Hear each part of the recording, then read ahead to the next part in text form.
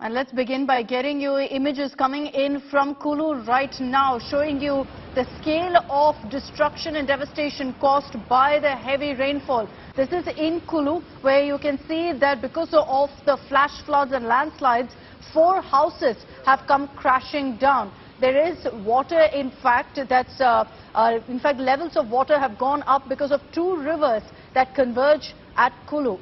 15 houses and 4 hotels have been endangered in the floods. Given at this point, unfortunately, that these were properties that were built along the river, which leads to many of them being in danger of collapsing, of coming crashing down as water levels are going up and the river essentially is reclaiming a large part of the what used to be a part of its valley. And these are shocking images that are coming from Kullu. Remember, earlier when I spoke to the Himachal Chief Minister, he confirmed that currently the worst hit district in Himachal is Kullu, which is why the focus is on this particular district. Manjeet Sehgal is joining us live from Mandi with more details on what's happening there. Manjeet, what's the situation currently in Mandi? Since you joined us this morning, it's been non-stop rain in this district and many others. Well, Chita, as far as the situation in Mandi is concerned, the water level had receded during the night. It was at the lowest level in the morning, but it started rising after the rains took place in the vicinity. Now we can see the Beas River has completely swollen and has even entered the areas which were untouched by the water, where you can see many houses are now inundated underwater. Just look at the 3 houses on the extreme left side of this river, and if we go further, we can see some temples which have now been completely inundated, and some temples are still facing the flood threat. And if we look at the 3-4 buildings in the extreme right, the water has almost touched the first story of these houses. Though these stories of these houses have been evacuated by the local administration, and people from these areas have been moved to the safer locations, but still there are many houses, many people who are still continue to live in these houses facing a flood threat.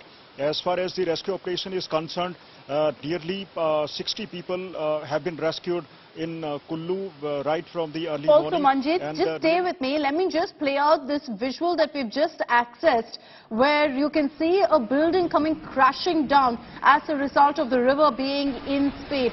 In Kullu, as we told you, 2 rivers essentially converge, which is why the situation here is far worse than in other parts of Himachal. Many of the buildings close to the river are coming crashing down. We're hoping that no casualties have been reported in that particular incident, because many of these areas people have already been evacuated. But the concern is that with so many buildings coming crashing down and so many people who live along these river valleys, can we manage to ensure that all of them are evacuated in time? The death toll has crossed 15 right now in Himachal Pradesh. And as Manjeet is telling you there, the heavy rain continues at this point. So over the next 24 hours, a red alert has been issued in many parts of Himachal, which means extremely heavy rainfall across the hill state. It's triggered landslides, it's triggered flash floods, all of this as a result of cloud bursts in many of these areas.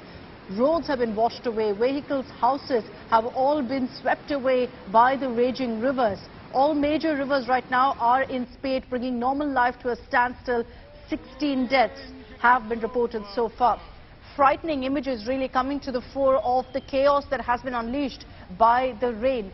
The Beas River is flowing above the danger level mark. Temples and other structures submerged on the banks by these swollen rivers.